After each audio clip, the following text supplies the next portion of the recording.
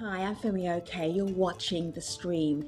The recent high profile arrests of three prominent critics of Zimbabwe's government is the starting point for today's conversation. You may remember former stream guest Fadzai Mahare. She was recently detained for commenting on an alleged case of police brutality. She's now out on bail, and this is what she told the stream earlier. The opposition continues to be stifled in Zimbabwe, with opponents of the regime, whether they're journalists, members of the main opposition, or general government critics, being locked up for protesting, some of the indiscretions of the regime, including police brutality and corruption. This has had an undoubted chilling effect on people's abilities to speak out freely. It's had a chilling effect on freedom of expression, and it's certainly undermined the ability of citizens to hold the government to account.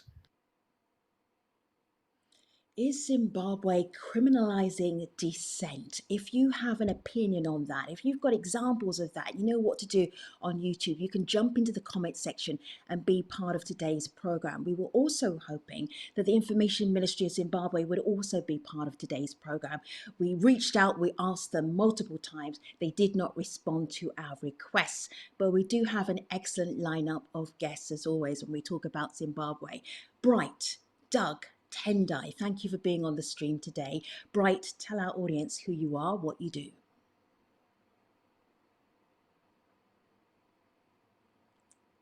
Hi there, Bright. You're muted right now. I'm hoping that you will unmute yourself or we will unmute you. All right, fantastic. Take two on that. Bright, hello. Welcome to the stream. Well, thank you. Introduce yourself, Bright. Tell our audience who you are and what you do. Oh, hello. My name is Bright Matonga. I'm a former Deputy Information Minister in the former President Mugabe's government. I'm a politician and I belong to ZANU-PF. My views are aligned to ZANU-PF. Good to have you. Hello, Doug. Nice to have you on the stream. Tell our international audience who you are, why you're relevant to today's conversation. Hi, Femi. My name's Doug Coltart. I'm a human rights lawyer and a constitutional lawyer. I spend a lot of my time representing people, like the three who have been locked up in this latest incident. People who speak out on issues and are locked up. And I've been part of the legal team representing Hopewell Chingono, a journalist. Good to have you. And hello, Tendai. Welcome to the stream. What do our audience need to know about who you are and what you do?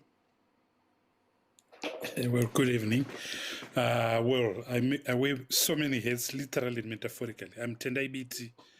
I'm a constitutional lawyer, member of parliament, as well as the vice president of Zimbabwe's biggest party, the Movement for Democratic Change Alliance, led by Advocate Nelson Chamisa. So this is quite a contentious conversation. We're going to use these recent arrests and detention of three quite high-profile critics of Zimbabwe's government as like a case study, really, on what's happening in Zimbabwe. Have a look here on my laptop. These were the three that we are talking about. This is Fadzai, who you saw earlier. This is Job, he's from the MDC Alliance, and he's an MP. And then you may well recognize Hopewell Chingono, who's a very well-known journalist in Zimbabwe and often does stories critiquing the government. So let me just start with Bright. Bright, why were these three even arrested, briefly? First and foremost, I would like to wish Fadzai a speed recovery. I saw a post that she's down with dreaded disease, corona. Wish her the best.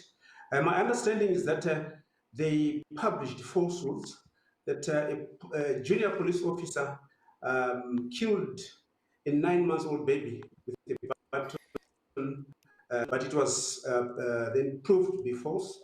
No one was killed, so that's my understanding why all of the three of them were arrested for publishing falsehoods. All right, so that is your understanding. Let me show our audience on my laptop. This is from New Zimbabwe. This is the headline here. Latest police investigation dismisses cop baby murder claims. You'll see there a lady in red holding a baby. Let me show you the video from that page and you can have a look for yourself. You can't always decide from looking at video, but let's roll that police brutality video because I want you to see some of the chaos. This was the first week of January.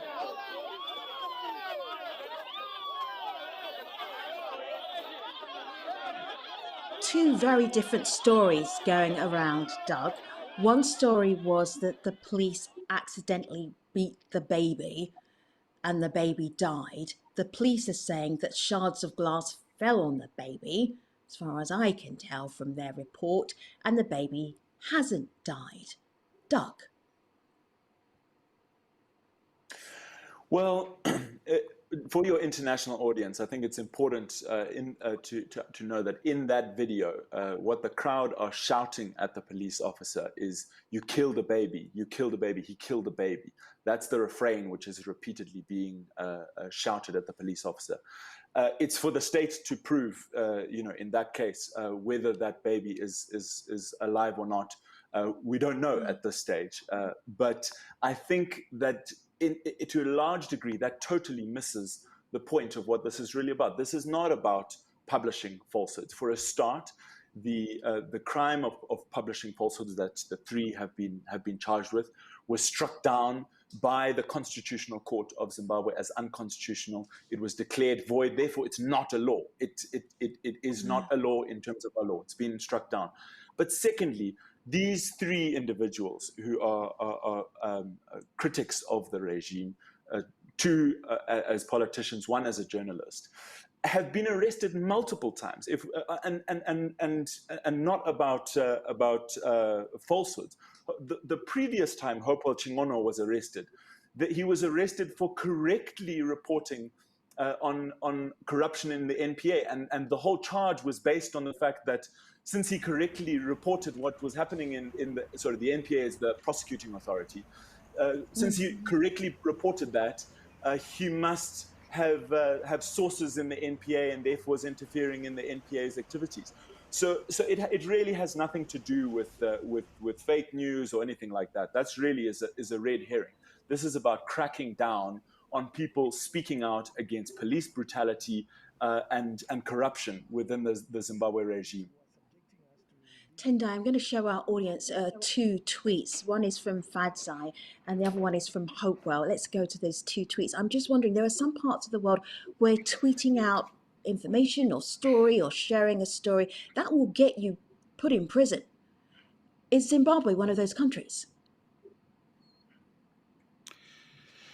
Well, thank you. I think that the real issue here is that Zimbabwe is veered in a direction where civic rights, constitutional rights are being trounced left, right, and center by the new regime headed by Mr. Emerson Mnangagwa.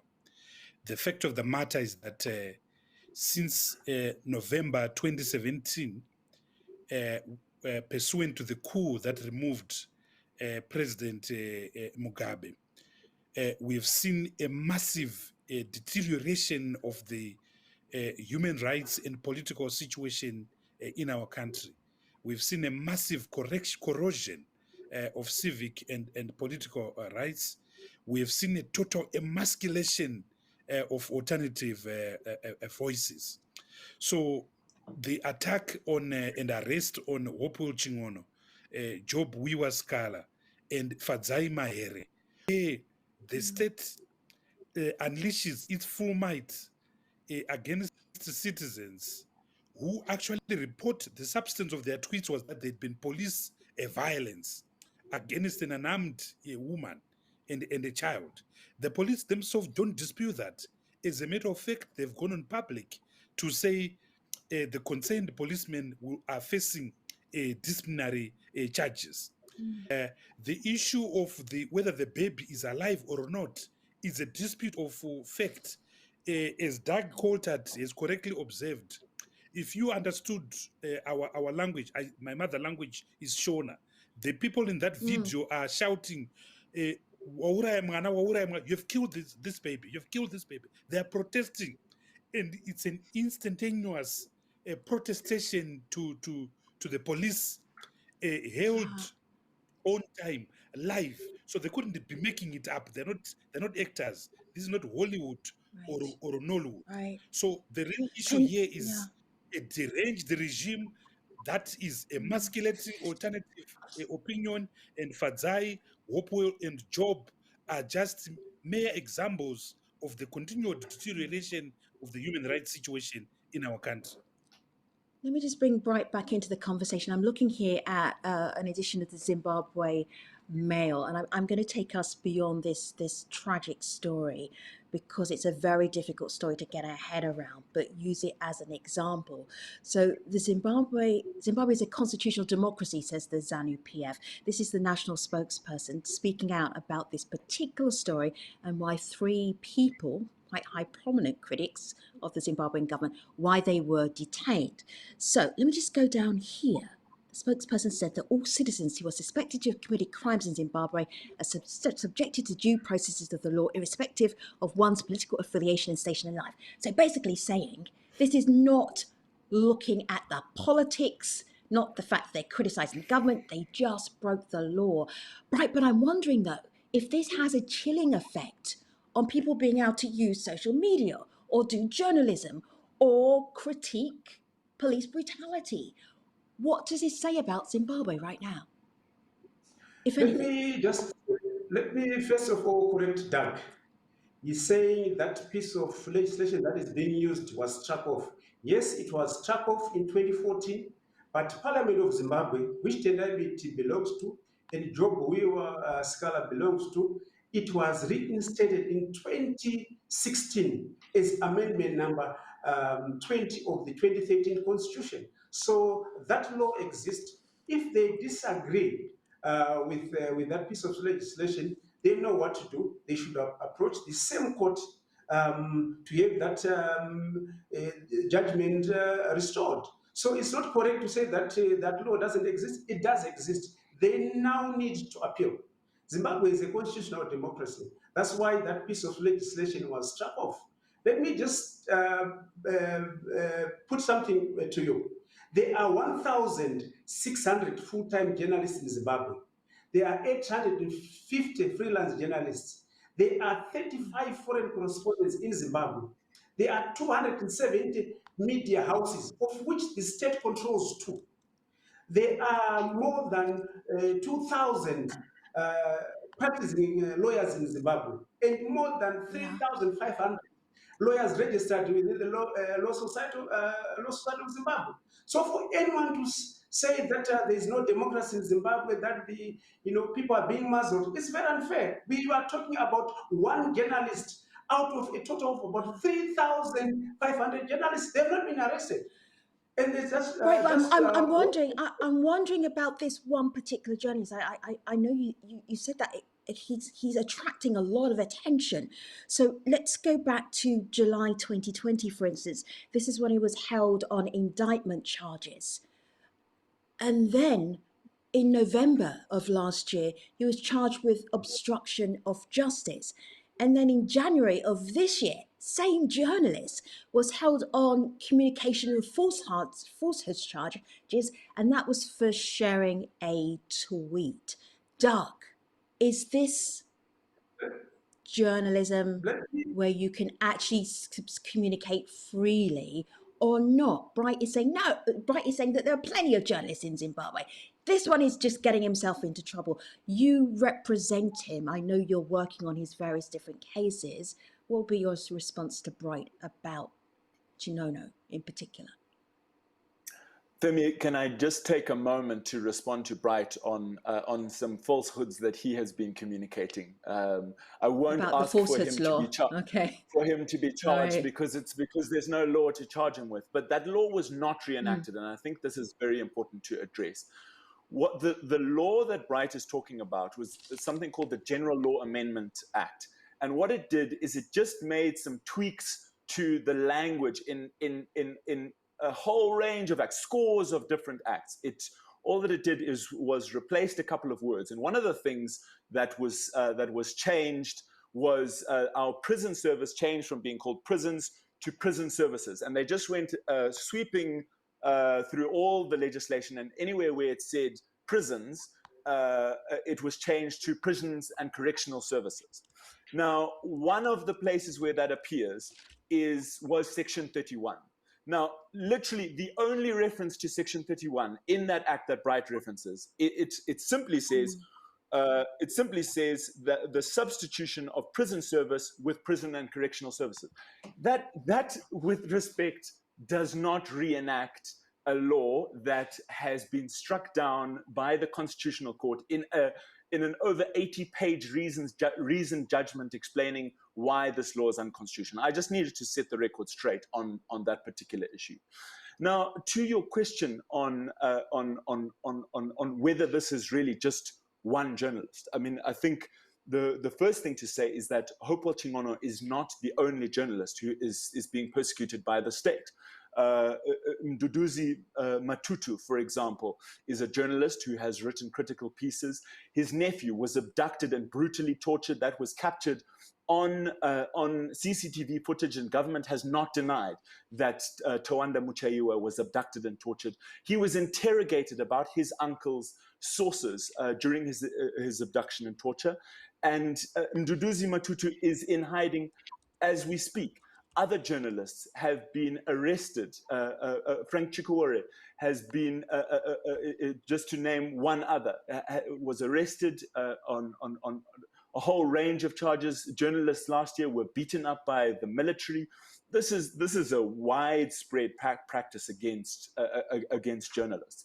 Now, coming to Hopewell in particular, in each of his cases, the state has gone after him because he has either been exposing corruption in government, he has been speaking about police brutality, or he has been reporting on citizens who are exercising their rights to protest against corruption and other abuses. So this is a clear targeting of a particular journalist who has been especially outspoken, and seemingly from the fact that they keep arresting him and he keeps on reporting in the way that he has done, a fearless journalist who the government fears. Let me just broaden out the conversation with you, Tendai, and looking at if this falsehoods law is being applied, is it being applied evenly to opposition members as well as ZANU-PF members? Have a listen to this. I'd love you to come off the back of this comment.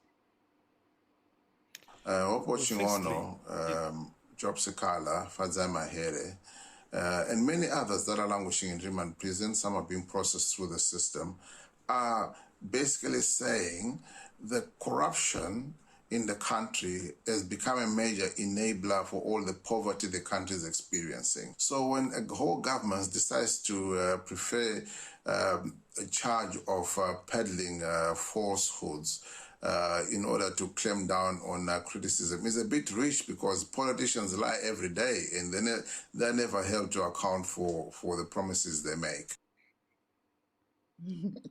Tendai, I wonder if I can include you in the politicians who may not be telling the truth every single day, but is the attention of the Zimbabwe government applied evenly to ZANU-PF members and opposition members? Your thoughts? Well, firstly, just to say that we actually don't have a falsehood law in Zimbabwe. Just to buttress what Doug Coulthard was saying, Section 31 of our criminal code was in fact outlawed as way back as 2014. But it was outlawed in relation to the old Zimbabwean constitution that was replaced in 2013. There's since been a subsequent constitutional case that has determined the constitutionality of Section 31 vis-a-vis the new constitution. And the constitutional court has reaffirmed its Tendai, I hear I hear the difference, except that everybody else who's not in Yeah. Zimbabwe is going to have trouble following you. So let's cut to the chase. Opposition members, Yes, cabinet ministers, are they both equally treated? No, there is an even and unequal application of the law. Fadzai Mahere has spent more than a week in police custody. She was at our maximum prison, Chikurubi, which exposed her to COVID. And as I'm speaking to you right now, she is a victim of COVID. You have had people from ZANU-PF who have committed, on the face of it, much gross criminal offenses. I want to give you two examples. Our erstwhile Minister of Health, Dr. Obadiah Moyo, accused of fraud of US $63 million. He did not spend a single night in police custody. Our erstwhile Minister of Labor and Social Service, Priscilla Mufumira, accused of fraud of US $93 million. She would come to court in Versace dresses, in Jimmy Choo handbags. That's the selective, unequal and uneven application of the law that we have lived with for four decades of ZANU-PF. Tendai, thank you for sharing those examples. We've got more from YouTube. Thank you, YouTube commenters. Bright, this is going to be a speed round. I need some very fast, pacey responses. So, one says Zimbabwe youth don't realise that their false stories spread through the internet. We will have slander laws soon. Bright, instant reaction to that. Immediate. Go ahead. Definitely, our laws are very relaxed. We need to strengthen our laws, our laws of libel. There are certain laws or crimes that should not be criminal, but should be civil. And I just want to go back. Okay, I'm going to move on to another question, Bright, because our YouTubers want to be part of this show, and you've had a big chunk, and I need to share it around with them. This is Farah. This is for you, Doug, very quickly. These situations are not new to Africa in general and are actually increasing day by day. The governments are getting more brutal as there are no bigger authorities to check them. Doug, instant reaction. Go ahead. Yeah, I mean, I think this week we have all been so taken in by following events in Uganda and seeing how there has been a brutal crackdown on the opposition there, on Bobi Wine and his team. We see this all across the continent, and it's very disturbing. We see brutality meted out that the liberation struggles of all across Africa were meant to deal with, were meant to address, were meant to create new societies where people were free to speak, were free to create a better life for themselves. And sadly, we are not seeing that. And bringing it back to Zimbabwe, often the laws that are used to crack down on people, ironically, have their roots in the evil and racist colonial system. But instead of dismantling that colonial system, we see it being entrenched and used against the citizens who our erstwhile liberators were meant to free. All right. Interesting comment here. It's almost a compliment, but I would say for you, Bright, and ZANU-PF, I call it a compliment diss. A compliment and a diss at the same time. Chibamu says, there has been no change in Zimbabwe. In fact, to put it correctly, the Mugabe regime, which you served, Bright, was a better devil. Now Zimbabwe is under a brutal regime, far worse than Museveni's. You know that we will always come back to this conversation about Zimbabwe, how it is serving its citizens. There's one video I want to leave you with, and this is a really important video because it brings us up to date with what is happening now as far as COVID is concerned. This is the president of Transform Zimbabwe. Have a listen, have a look.